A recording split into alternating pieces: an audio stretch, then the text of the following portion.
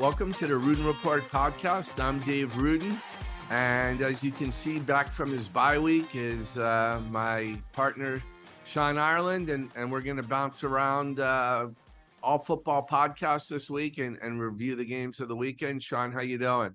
I'm doing great, Dave. Couple, like 4 very good games this weekend. Yeah, you enjoy your bye week while I was standing in the rain at St. Joseph, and I did. I was actually following your updates. I'm like, man, he's better than I am because I didn't want to be outside in that. I'm so sick of the rain.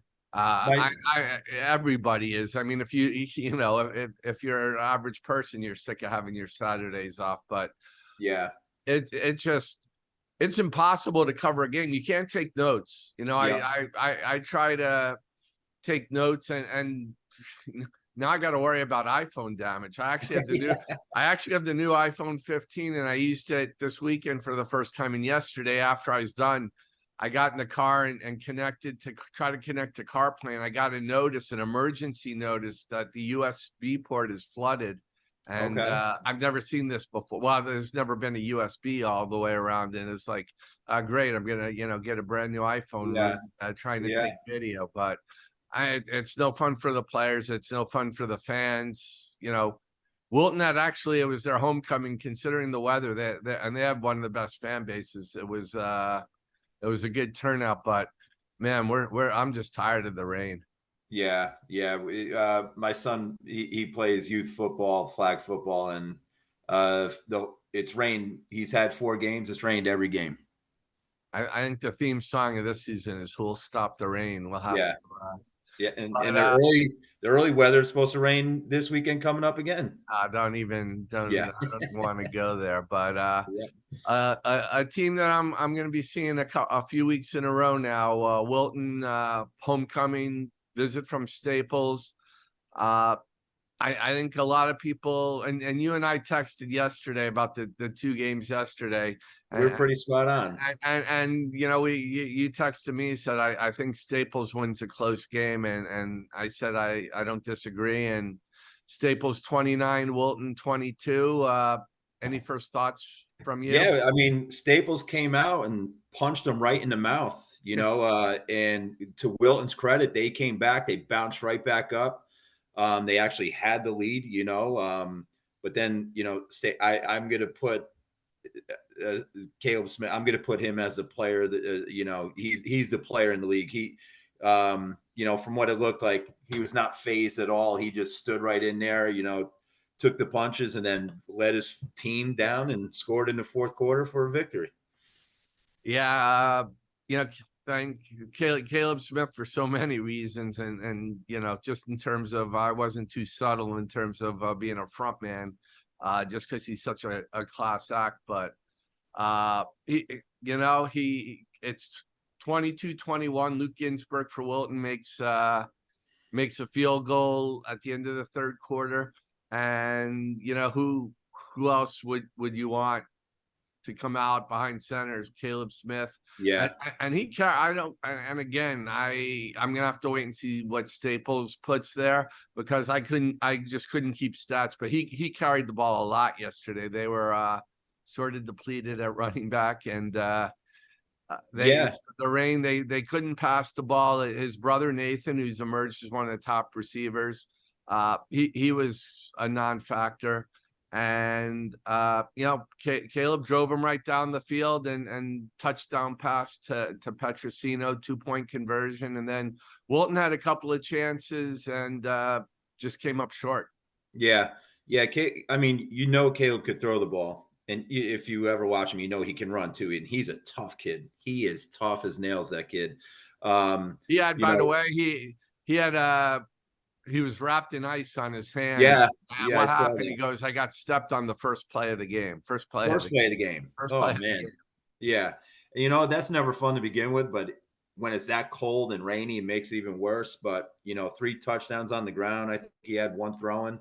That kid's legit. He's the MVP. He's the MVP of the FCAC. Absolutely. if you want to go offense and defense, offhand, maybe in Singa or, at Greenwich for defense. But if you go one person, it's Caleb Smith. Take away from Staples. And, you got to give Wilton credit too, because Staples jumped out, and it's very easy to be like, oh man, like this is our first test of the year. And we know we're prepared, and we know like we got to, and they came right back. And it was a good football game. And I talked about this back in the days. The two teams I always go to, that even when they didn't have talent, you could always count on to give you a hard game, was Wilton and Trinity Catholic. Yep. Teams always, they could be, you could play them, they were 2-6, and you still knew you were in a game with them, even if they weren't a real talented team. Those are like two teams that like never took a week off. Right. And, Wilton's talented. I mean, we've been giving them credit. I know they feel that they haven't been respected, and you could argue in the polls whether they should have been in the top 10. They were in the coaches poll, but they got a lot of talent there. They're going to have to play New Canaan this week, which is another is another big test, and it's gonna really test test everything. But Wilton could have won that game yesterday. They fell behind right away, but their defense made a bunch of stops, and their defense just didn't make the stop, at 22-21. Right. It's one of the ones, like, unfortunately one team had to lose. It was literally one of those type games, but both teams just left it all on the field, and you just alluded to it before. Wilton unfortunately has a huge task in front of them next week. New Canaan's also coming off a bye week, which doesn't make it easier. And then their easy game in this stretch. Oh yeah, they only have to play Darien after that. Yeah, Darien, McMahon, Ludlowe, and I think Shelton. I think they play Shelton. They do have Shelton because they don't have a Thanksgiving game, so that's the extra game they picked up. It's just a brutal schedule, and I don't know what's going to happen. I think are they one of the top 8 teams in Double M? I think absolutely. I think they are too, but I think, I have it written down here. I think minimum they're going to have to go 3-2 in the last 5 just to get in. And I think if they get in, nobody's going to want to play them. The toughest part for them is going to be actually getting in is going to be the hardest part for them. I hate to say McMahon and Ludlowe are their 2 easy games, because they're not easy games. They're not. If those are the 2 games that are you're most likely to win, they're gonna have to play tough, because McMahon and Ludlowe, and we'll get to Ludlowe in a little bit. Yep. Present a lot of problems, and they're 2 teams that are trying to get into the state playoffs. Yeah, actually just came. I think Ludlowe just scored again. I just got a notification on my phone. Talk about a track meet, that one. 72 points. Yeah, we'll get to that. But you know what? Staples has just really built the program up, and they're elite. And these last 5-6 years, they've been right in the hunt and been a win short of getting into the state playoffs. And they lost a lot. They're not the same team they were last year, but nobody is, as we've seen. And there's still a lot of talent there. And, the opening loss to West Haven didn't seem like a bad loss at the time, and even less of a bad loss. And I know they wouldn't mind a second chance there. Yeah. Staples is legit. I mean, I remember back when I played, Staples in the early mid 90s, that was one that you looked at the schedule like, okay, that's one you don't got to worry about. Then Mars got there, and Mars turned it over overnight. And then ever since then, and it's funny, like, Mars's down years was 7-3, 7-3, 6-4, Mars's down years was 6-4 when he had 6-4 talent. Right. And he was treated there like all of a sudden he forgot how to coach. Exactly. And I grew up in Westport, and I was a soccer player, and the whole talk before Mars got there was, can you win in football at Staples? And Mhm. the sports have changed, soccer's changed too, but Mars came in there and showed, yeah, you can Yeah, have you can. strong football and soccer Yep. programs, which we see all the, that's not unusual now. There we can name a whole bunch of schools Yeah. that are strong at both simultaneously. But yeah, Mars started it, and it's continued there. And Yeah. Staples bounced around with a bunch of coaches again, and Adam Behrens has come in there, and he's Adams done a great job. Adams been doing unbelievable. Yeah. Yeah, Adams a fantastic coach. He gets a lot out of those kids. and he's a And good that's he's a good quarterback coach, and yeah. that's where it really is area of expertise, and look what he's done with Caleb, and Caleb will be the first to tell you, Yeah. it's been a great marriage, and having Adam there has helped make him a better player. Yeah, absolutely. Absolutely. It doesn't hurt having those two together. You take that talent with that coach, you put them together, and It's this a is the perfect product of marriage. All right, why don't we go to the other big game of the day, and your text was accurate on this one too, and Greenwich playing Darien. Greenwich up until recently had all sorts of problems. Darien just dominated that rivalry, and Mhm. Greenwich got their first win in it a few years ago, and they beat Darien 30-14. And you texted me and said, I think Greenwich is going to beat Darien somewhat easily, and that turned out to be the case.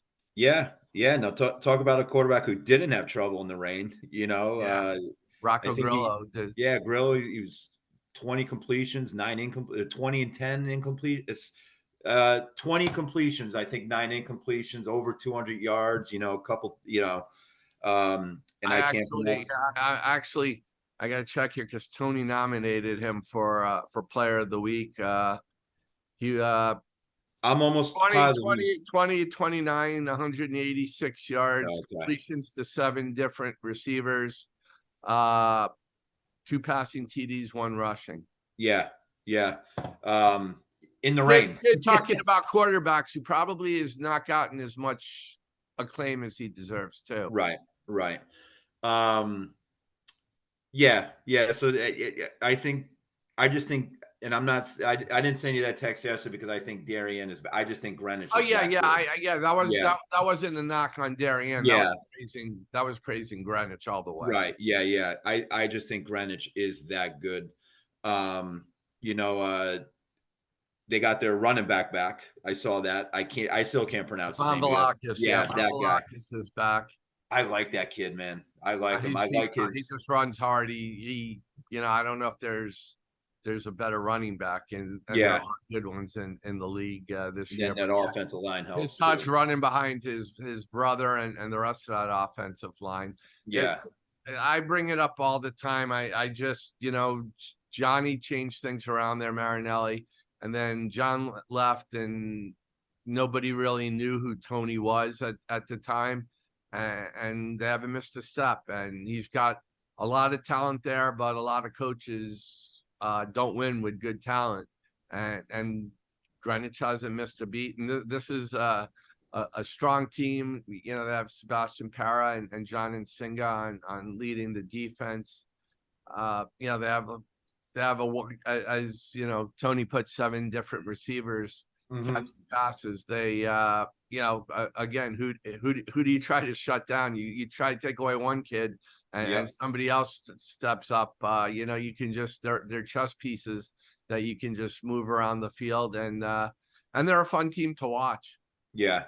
Yeah, I think they're the most complete team right now in the league. In the state. Yeah, I can't speak for the state because I can't lie and say I know what's going on all over the state, but in the I'm league, the same way. You can't. yeah. Other than the I Lions games, I don't see it. right. But regularly. I think they're the most complete, like offense, defense, special teams. Obviously they won the game with a field goal a couple weeks ago. I think their linebacker is one of the best in the league. They're just big and strong, and they all buy into football, which is huge. And then with the whole coaching staff around them, not just Coach Morrell, but the whole staff he's put together. You got guys there, Brian Hochter, the Yeah, yeah. You have guys there who you have 2 or 3 guys in the staff who could easily be head coaches. Right. So you put that all together, and then and then the community and the town gets behind them like nobody else, and they're the team to beat in the league. This is a little bit of a sidetrack, but you can talk to this a lot better than I can. But I think one of the things, and this almost should be a story. Actually, I just gave myself a story idea. But how important assistant coaches are to a team's success. Huge. Coach Tucci taught me at a young age. It's more important to have a loyal assistant coach than it is to one to have X's and O's. You can teach them the X's and O's, and you can teach them your system, and all those guys are loyal. It's just, you got to have guys around you that you can trust. You got to have people around you that hey, like, I don't have to have my hand on everything. Okay, hey Hawk, you got the defense, great. Let me know what you're doing, but I trust it, and then you don't have to worry about it. And then. It's extremely, extremely important just having guys around you that you can trust. And again, it just takes pressure off you as a head coach. You don't want to have to coach the coaches. Exactly. If you have to coach the coaches, then you're in. You want to be able to trust, and you, like you said, you want to have the freedom to just be able to not have to be hands-on with every single aspect of the team. And you right away, as soon as somebody gets hired now, you hear, even the press is who's on the staff. Mm-hmm. Who did you get on the staff when Andy Grant got hired as coach at Darien? Who's he going to have on the staff? Right. Because it's so vital to a team's success. That's probably a component of high school football that doesn't get discussed enough. Yeah, because I mean, you said it maybe a week or so ago, or maybe it's a little longer now. Like, obviously, these coaches are not doing it for the money, and then the assistant coaches are making even less, but they're putting in the same amount of time. So, there are head coaches that take some of their salary and give it to us, some coaches. So there's as much as football kind of dominates things and the budget, coaches don't in any sport don't get paid enough, but assistant coaches in particular, and they're so vital. Look what Chris Silvestri's done in New Canaan. Oh man, defense. That's another head coach on the team. Right. That's something I handled a lot this past week off their win over St. Joseph, is just how good their defense has been. Mm-hmm. And I went back, and it's been historically good. We all talk about the offense because Drew Pine or Michael Collins, Matt Milano are throwing 5, 6, 7 touchdown passes a game. Yeah. But the points allowed hasn't really changed.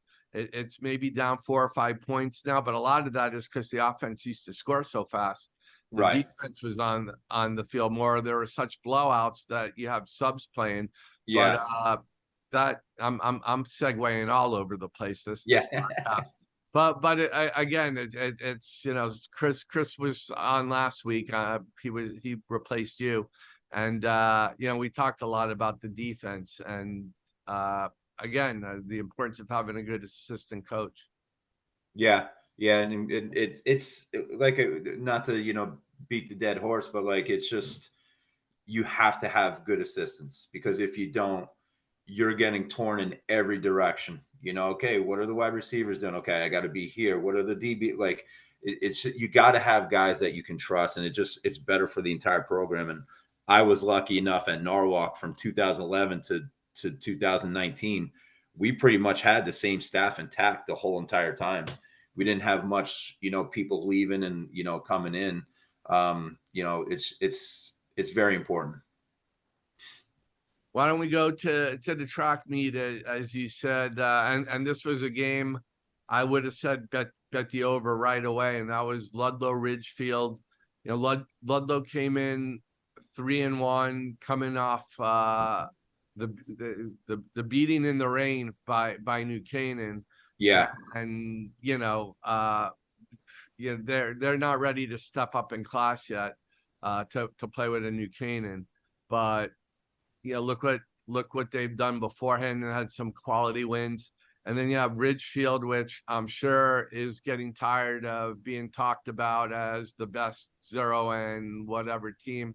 And this was the first game since opening week where they were healthy and where they were matched up against an opponent, on similar terms. They had 3 top 6 teams in the state and then Trumbull. Mm-hmm. And somebody was going to have a disappointing loss, and it was Ridgefield, but it was crazy. There were 72 points scored in the first half. There were, but before the game was 2 minutes old, there were 3 long touchdowns. 70 yards, 60 yards, 90 yards. Yeah. Man, I like the 6 o'clock start, but I'm not going to get out of here till 11. Yeah. Yeah. And that just like Ludlow is just that team. Like, where are they? You know what I mean? Where are they? I still think they're very good. I think they might be like that tier 2, behind, just under, I shouldn't say just under, but, under the quote unquote big boys. They're in the tier 2 mix. Yeah. there. I think they have a really good offense. Their defense, I think is probably holding them back from being a little bit higher up. But Mitch Mitch Ross, a great offensive coach. He was the coordinator, as we know, at Darien for a long time, and they just have a whole bunch of kids who can make plays. They have John Kleinbeck had a big game. My favorite name in the FCAC, Justin Toothaker. As he was Toothaker was a pain all day for Ridgefield. He scored the first 3 touchdowns of the game, and another kid who's really not getting. If you talk about most underrated players in the league, you have to talk about their quarterback Chris Bellantoni. He throws a nice long ball. When I visited did my preseason tour, I really didn't come away with a strong feeling about them. I didn't think they were going to be this good, but I didn't really have a lot to go on. That was just an impression. But they can score, and if you don't get a pass rush on them, and they were matched up against a team very much like them. Ridgefield can score, and they're having all sorts of problems on defense right now too. Yeah, that's one. I'd like to know what referee crew was on that game. Was it a younger crew or an older crew? Because if it's an older crew, I'm sure they were tired the next day as well. But not an older crew, but nobody on the crew that I knew. Okay. You said it just now, Mitch. As far as offensive minds in the league, he's up there with anybody. And you mentioned it. I don't know if everybody knows this, but he was the coordinator at Darien when they were winning all those games, and the offense at Ludlow is, they're putting up points very similar to those. And then the thing with Ludlow, Mitch is the analytics guru that absolutely you have to defend them 4 downs. You get a 3rd and 6 and you get a stop and you're like, all right, punt return. No, man, he's going for it. Come on, Mitch. Kick the ball, Mitch. Come on their own 20-yard line. Yeah. But it works. It works. He knows his stuff and it works.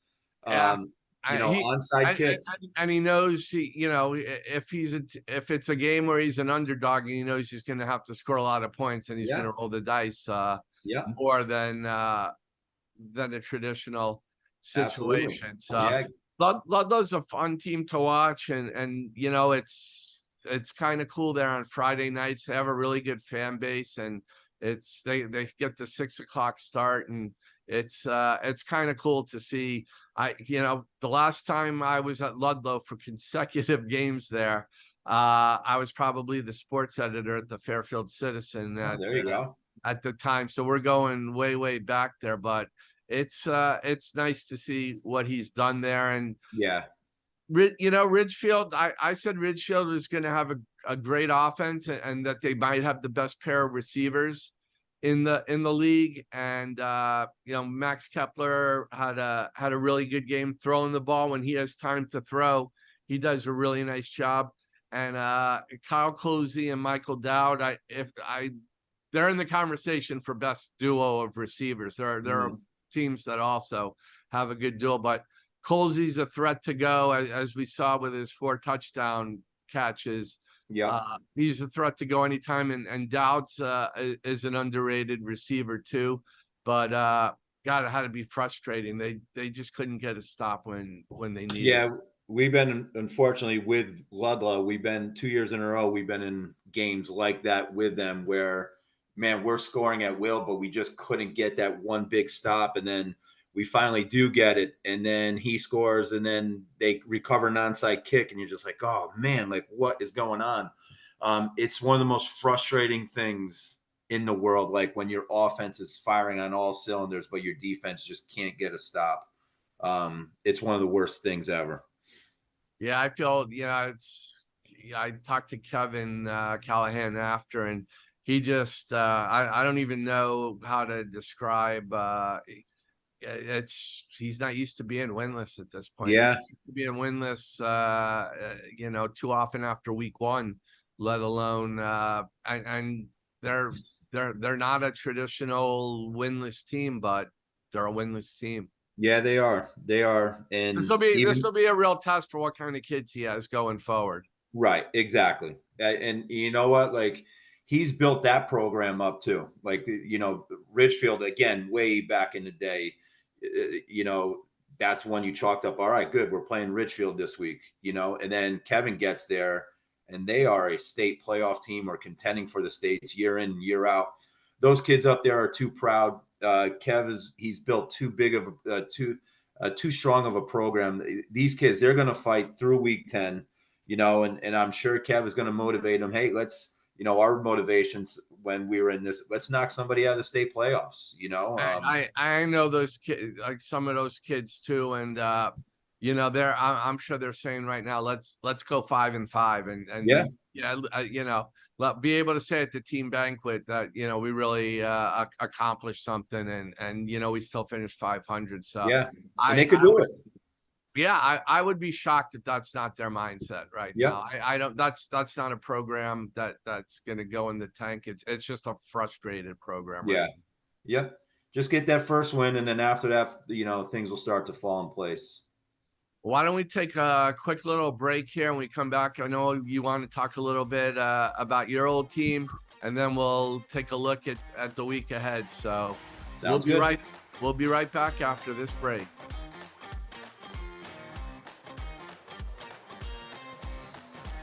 We're back, and Sean, we have a psychic coach in the FCS. Because I know we wanted to go to the Danbury-Norwalk game, and during the break there, I got a text message from Augie Thierry nominating kids for Player of the Week, and he gave me stats on a couple of players. Oh man! And I know you have a little bit of an affinity for Norwalk, but bottom line is it was an interesting game, or we wouldn't be talking about it. I think everybody thought Danbury was maybe I'd say a 10-point, 2-touchdown favorite. Yep. And I'm following Twitter, and Norwalk's up 17-0. Yeah. What's going on here? And they came back and the Hatters win in overtime 24-17. I know you talked to Mike Forget about the game to be, you can tell everybody what you told me. Yeah, Mike, Mike and I see Mike all the time because I still teach at Norwalk High, so we bump into each other a lot. So Mike, I was like, hey, what are we thinking for? So I saw him Friday. I'm like, what are we thinking? He's like, man, they have one of the best athletes in the league. If they can get him the ball, we're in trouble, but we think we have a good game plan. And he was like, I think if we execute, it could be a game going into the second half. And, that's always what you want. And the first half they executed. They were firing on all cylinders, 17-0. Things are looking good. And then, to give Augie and Danbury credit, they did not quit and they bounced right back. That's funny how I just got another text from Augie because I texted, said, "You must be psychic." He said, "It's funny. I gave a shout out to Sean Ireland in my interview after the game. Fought some great battles with Norwalk over the years." Yeah, we have. Ever since Augie took that program over, that's a sleeping giant, and he's getting it going in the right direction. But yeah, Augie and I, we've had some very good battles, fun ones. Some I've come out on top, others him. But yeah, we've had some good ones.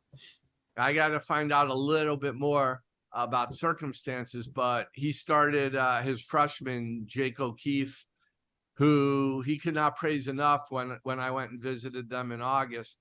And he threw for 204 yards and 2 touchdowns in his first start. So that's not a bad way to start your career. I'm not sure, and I'm blanking on the name of the transfer who had been playing at quarterback. I'm not sure.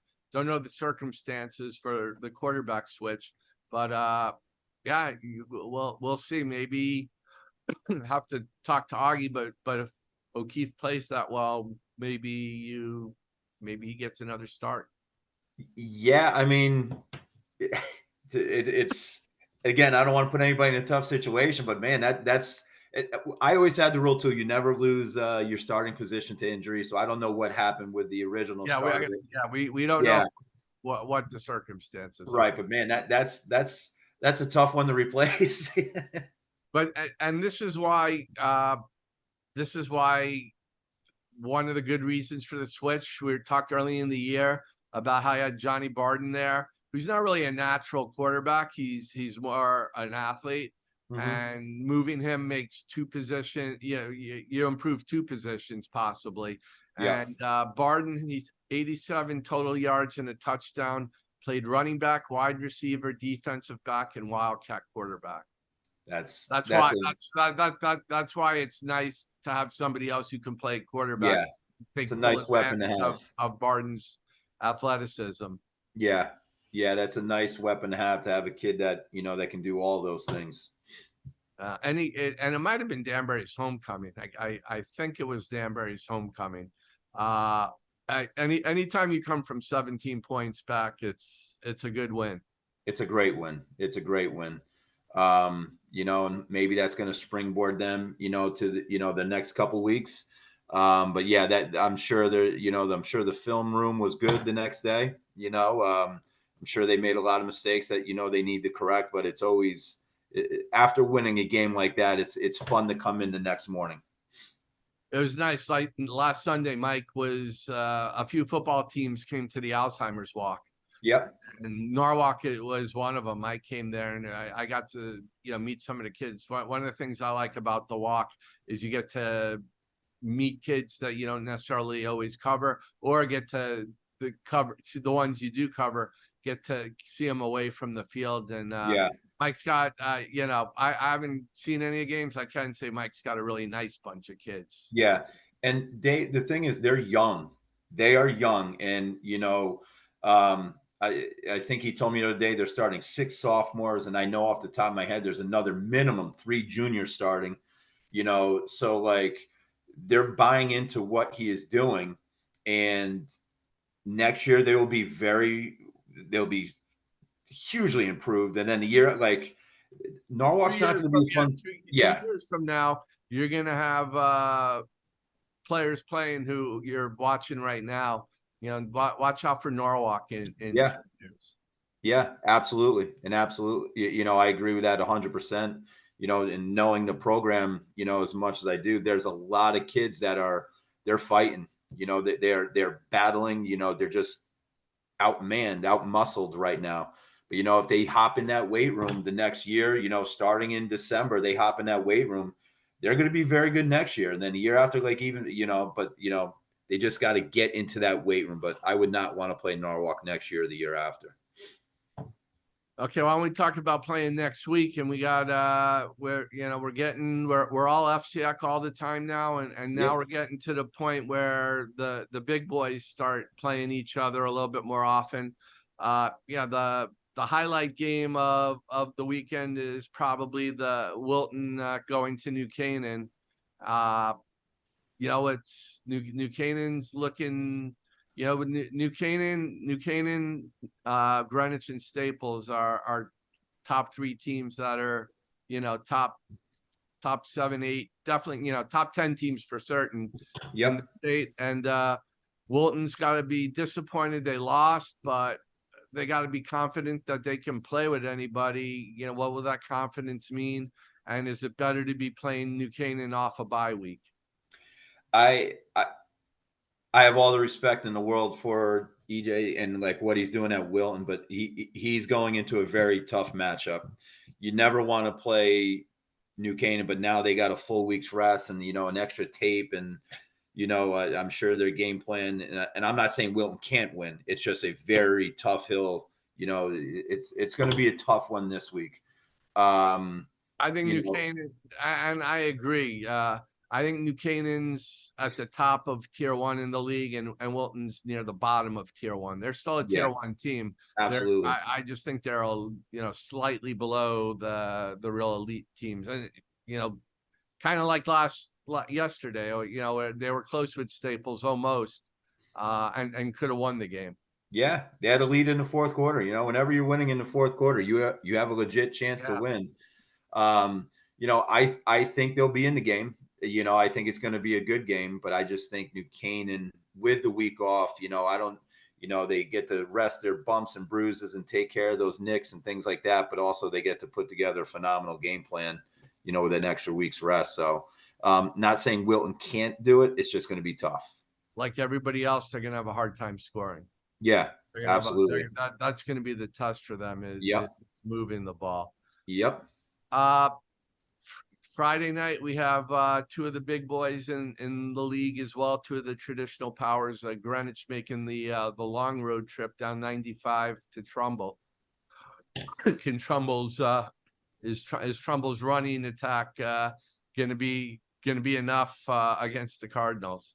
We'll see. I mean, I think you got the best running back in the league going up against the best run defense in the league. So, let's see who's going to come out on top, and just between that little battle. Trumbull's offensive line is very good, but Greenwich's D line and I told you before, their linebacker I think is the best in the league. But I also think Trumbull's running back is the best in the league. So we're going to see who that's going to be a fun one to watch. That's going to be, I think, like an old school, smash mouth football game. I think they're going to be a decent amount of points scored. Yes, that one too. So I'm not going to be eating an early dinner after. Yeah. After that game, bouncing around a game that's 2 or 3 games that are interesting. Ludlowe-Darien, Mitch has had many homecomings, so we're way past the homecoming angle. But how will their offense do against a good defense like Darien's, and can they stop Darien? I think it's going to be tough for them to stop them. I really do. I just think Ludlowe's defense is struggling the past 2 weeks. Are they going to be able to put it together against a team like Darien? Not sure. Darien has the 2 big boys out wide. I'm sure, it's going to be tough to slow those 2 down. But I also think Ludlowe is going to be able to score. I don't think it's going to be like that New Canaan game in the rain the week before. I think this is going to be closer than what people think. I think Ludlowe's going to score a lot. I think Darien's going to score a lot. It might even be one of those who has the ball at the last possession wins the game. I think Ludlowe will put up a few touchdowns just because they're going to do it on just about anybody, but yes. I think Darien's size gives them an advantage, and this might be the game where Darien's passing attack can really be effective. You hope so, because you really have not seen it yet. You know what I mean? You haven't seen the big, huge numbers yet. They have the capability to do it. They just have to do it. We're halfway through the season now, so they got to start putting up the numbers. And then you got usually you wouldn't say Stanford Staples is a big game, and Stanford's definitely a decided underdog there. But when you have playmakers like Stanford does, I'm curious. I don't expect Stanford to win. Donnie, there's your bulletin board material for you. But I'm interested to see how Stanford's offense does. I'm always interested to see how Stanford's offense does. Yeah. I'm sorry for the bullet. I think Stanford wins. I think Oh, Stanford wins. really? Yes. Sorry, Wow. Donnie. We got our bold upset pick. This is my upset. I I think got Stanford something to wins. hype upset special. Yeah. Why? Yeah. Why? What? They, How does I Stanford really, win? they're right there. Stanford is right there. They're 2 losses. One, they were tied with Greenwich late in the game. The other one, they were beating St. Joe's, 2 high-powered teams. I just think this is the week where it all comes together, and Donnie's going to get that big win, and this is going to be their first big win in the program for this year. Wow. Okay. Sort of a quasi trap game well, not really a trap game, but coming off Wilton. Yeah. Let's see. That's a bold prediction. Yeah. Yeah. And then Sorry, Adam. Adam, you know I love you, buddy. Adam and Donnie. Yeah, Donnie, you know I love you too. Adam and Donnie, you got what do you when it's audio and not visual? I don't know what kind of it's not on the bulletin board, but it's listening material or Yeah, there you go. We'll come up with a podcast material. Yeah. And then I still think call me I still think when Ridgefield plays now, it's an interesting game. I have it written down too. And this is what I'll call the frustration bowl. St. Joseph and Ridgefield, 2 teams that are having seasons they're not accustomed to. St. Joseph got taken apart by New Canaan before the bye. Ridgefield just is coming off another frustrating loss. St. Joe's is stronger on defense. Ridgefield stronger on offense. Can the Tigers get their first win here? They could. I also think St. Joe's also had a bye week, which is huge. So you get that extra rest. Fine tune the things that I'm sure after watching the New Canaan film, they spent a lot of time during that bye week fixing their little mistakes. And again, talk about great coaching staffs. Top to bottom, the whole staff. St. Joe's is up there with anybody. So like having the bye week, Ridgefield is going to be prepared. St. Joe's is going to be prepared. Never a fun place to play up there, at Ridgefield on a Friday night. Is that as a coach, is that your least favorite road trip or least favorite place to play? Yeah, it's the least favorite place to play. One, there's no direct way there. Like Danbury's farther, but you get on Route 7 to 84, so it's a quicker trip. Ridgefield, you are on every back road, you're on every hill, and and then the atmosphere itself is that venue is fantastic. I wish they had legit visitor bleachers, not just because then that would be the premier. I really do think on a nice night they may get the biggest crowd in the FCX. Yeah. They may get the student body fan sections have gotten much bigger, but I think a nice home night, Ridgefield might get the most people. Yeah. Now, I mean, Ridgefield, I'm sure they do it on purpose. They got to work on the visiting team facilities a little bit. At halftime, we're in this cinder block room about the size of this room that I'm in now with 60 kids, 80 kids.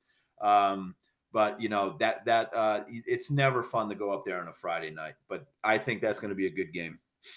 I might as well end on a segue. You know what I've noticed, and it's happened this weekend too. Speakers in the stadium and where visiting fans sit. It's gotten to be the worst is Staples. You can't hear if you're sitting in the visiting stands. If you're on the sidelines, you can't even.